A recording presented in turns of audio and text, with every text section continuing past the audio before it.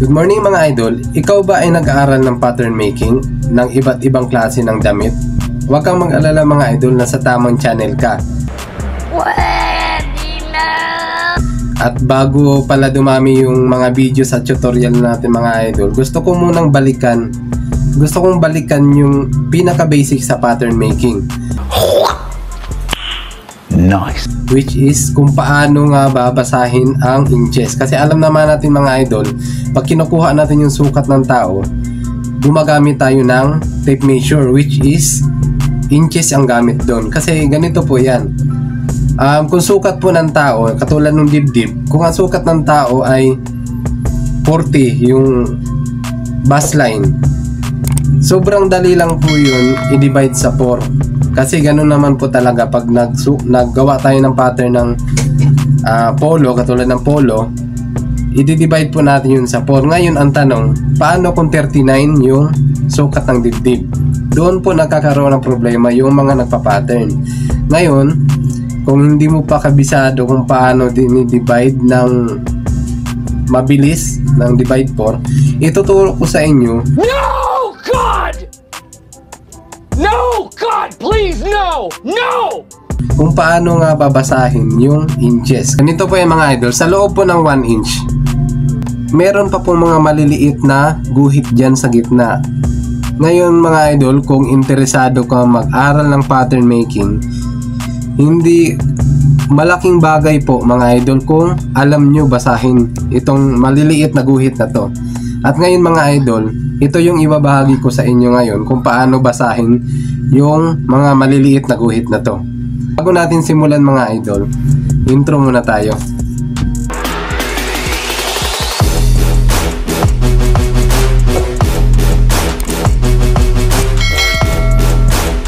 Mga idol, itutuloy natin yung tutorial. Ganito po yon. Kita nyo to mga idol ha. Galing dito, papunta dito mga idol. Alam naman natin na 1 inch yan.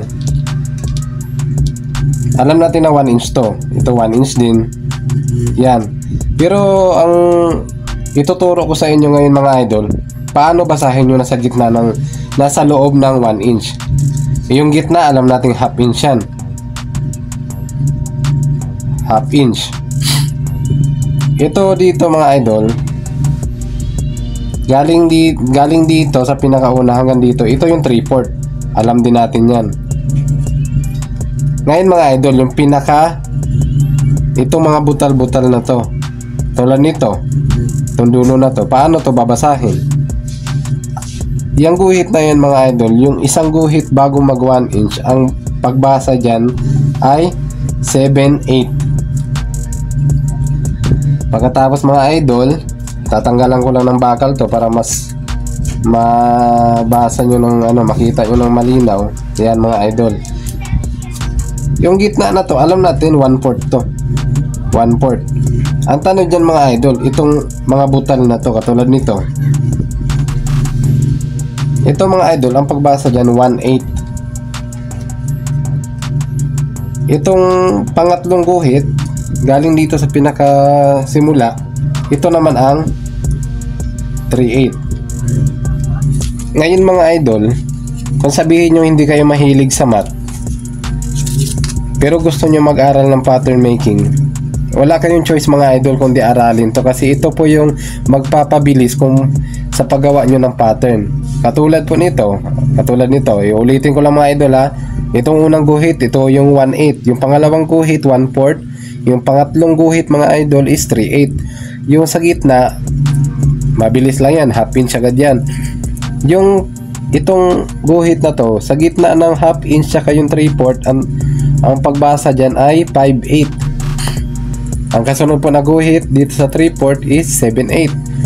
Ito yung 1 inch automatic. Kaya nyo mga idol, sa loob po ng 1 inch, kung himay-himayin po natin, marami pong sukat dyan. Ngayon, ganito po yan. Ang sukat po ng polo is, halimbawa lang mga idol, ang sukat ng polo is 36. Ginawa natin yun ng pattern, i-divide po natin yun sa 4. Halimbawa lang mga idol, wala kayong eskwela kasi hindi naman po lahat na nag-aaral mag-pattern, merong eskwela. Kaya ngayon mga next video natin mga idol, subukan kong gumawa ng pattern gamit lang ang tape measure. Kasi di hamak mga idol, mas mura ito kumpara sa eskwela tsaka curve stick. Kasi yung eskwela tsaka curve stick, naglalaro yun sa 500 hanggang 1.5 yung isang set. Itong tape measure mura lang to. Kaya sikapin ko na gumawa ng pattern gamit ang tape measure. Ngayon po, kung ang sukat ng bus line is 36, para makuha natin yun sa pag-pattern, i-divide lang natin yung 36 sa 4. Kaya ang mabilis lang po, kasi ang divide 4 ng 36 is 9. Ngayon ang tanong mga idol, paano kung 37? Kailangan mga idol, makabisado nyo to. Kasi pag 37 mga idol, automatic ito yon. Ito yung 37. Ito 36. Dagdag kayo ng 1/4 mga idol, magiging 37 yan. Dagdag ulit kayo ng 1/4, magiging 38 yan. Dagdag kayo ng 1/4 ulit, magiging 39. Yung 10, yan yung 40. Nag-gets nyo ba mga idol? Ngayon, ang tanong, paano kung ang sukat ng katawan ay 36.5? Ganito lang yung mga idol ang gagawin nyo. Kung galing po dito, papunta dito ay 36, ang kasunod ay 37, automatic mga idol, itong gitna nito, ito yung 36.5. Ibig sabihin mga idol, kung kabisado nyo yung pagbasa dun sa mga maliliit na guhit, malaking bagay mga idol sa pagpa-pattern making nyo. Kasi ganito po yung nangyayari dyan, pag gumawa kayo ng pattern at nagkamali lang kayo ng isang guhit dyan, pag nabuo po yung polo, malaking bagay yun. Kasi biruin nyo po mga idol, kung nagkamali kayo ng 1/4 dyan, tapos yung parts ng polo, back part, tas dalawang front part, pag nagkamali kayo ng 1/4 doon, malaki na yun. Kaya minsan mga idol ang nangyayari, ito yung sukat, tapos nung ginawa ng pattern, tinabas nung pagkatapos ng polo, maluwag, hindi tumama yung sukat. Ganun po yung nangyayari mga idol pag hindi na sunod yung sukat, kasi nagkakalituhan dun sa mga butal-butal. Pero pagkabisado nyo yung mga idol, hindi kayo mahirapan. Magbibigay pa ako ng halimbawa mga idol ha. Halimbawa, ang sukat po ng bus line. Focus lang tayo sa bus line mga idol ha, kasi hindi naman tayo gagawa ng pattern eh. Ipapakita ko lang sa inyo yung paano mag-divide ng mga butal-butal. Katulad po mga idol, kung ang sukat ng ang sukat ng bus line is 41. Ngayon, ang una nyong isipin, ang divide 4 ng 40 is 10. Ngayon, kung 41, hindi nyo na pahirapan yung sarili nyo, magdagdag lang kayo ng 1/4. Ito yung 41. Bakit mga idol? Kasi yung additional natin na 1/4, 4 na 1/4, equivalent niya na 1 inch. Ibig sabihin mga idol, kung ito 40, tapos 4 na 1/4 plus 1, automatic magiging 41 yan. Halimbawa lang mga idol, yung sukat ng katawan is 38.5. Galing po dito, kung ito 36, itong 36 is, itong 9 na to is 36 dito. Kung 38.5, bibilangin nyo lang, bilangin nyo, 36, 37, 38,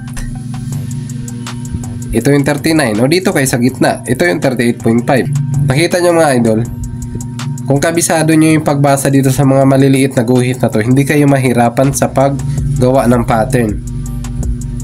Kasi kunting pagkakamali lang doon, hindi na masusunod yung sukat ng may-ari. Siyempre may mga nagpapagawa naman ng damit na sobrang sela nila, na gusto nila masunod talaga yung sukat. Magbigay pa ako ng halimbawa mga idol. Halimbawa, ang sukat ng katawan is 44. Pag ganun mga idol, simple lang yun. Kasi pag 44, automatic dito yun sa 11. Pag 45 dito, Ito 44. Ito 45. Basta mga idol, palagi nyo lang iisipin kung sa sukat ng bus line ay halimbawa 40, 10. Kasi i-divide 4 nyo po yan eh. Pag ang sukat ng bus line is 40, ngayon kung may ma-encounter kayo na sukat is 41, hindi nyo na pahirapan yung sarili nyo. Kung 10 ay 40, additional lang kayo ng 1/4 kasi palagi nyo isipin pag nag-additional kayo ng 1/4, since parang times 4 po kasi yun mga idol eh. 1/4 times 4 equals 1 inch. 1/4 times 4, ganun po yun mga idol. Ganun yan gumagana. Yun na nga mga idol, sana may natutunan po kayo sa tutorial natin ngayon. Sa mga susunod na araw mga idol, asahan nyo yung mga marami pang tutorial na gagawin natin. Kaya naman mga idol na ginawa ko tong tutorial ngayon sa pagbasa sa inches kasi yun po yung kailangan, yun yung basic. Hindi po natin pwedeng talunan yung basic mga idol. At sana po may natutunan kayo. Siya nga pala mga idol, baka pwedeng maglambing sa inyo. Baka pwedeng pakipindot yung subscribe button dyan, pati yung notification bell. At pakishare na rin po sana mga idol sa mga kakilala nyo na mananahi na palagay nyo, kailangan yung ganitong mga tutorial. At sana mga idol, wag po kayong mahiyang mag-comment dyan. Wala pong problema mga idol, positive man or negative yung comment nyo mga idol. Wala pong problema yan kasi yung positive na comment, yun yung magiging fuel natin para tuloy-tuloy tayong gumawa ng videos. At yung negative naman ng mga comment, titignan natin kung meron tayong matutunan doon para mas lalo pong mag-improve yung pagtuturo ko, yung tutorial natin, para habang tumatagal mga idol, lalong malinaw yung pagtuturo ko. Siya nga pala mga idol, pasensya na kayo sa mga videos natin kasi hindi pa ako masyadong maalam sa pag-i-edit, kaya para sa akin ngayon makapag-upload lang ako, walang masyadong edit. Ang mahalaga naman mga idol, yung value na maituturo ko sa inyo at yung matutunan nyo, yun yung mahalaga para sa akin. At sana mga idol, patuloy kayong sumuporta. Ingat.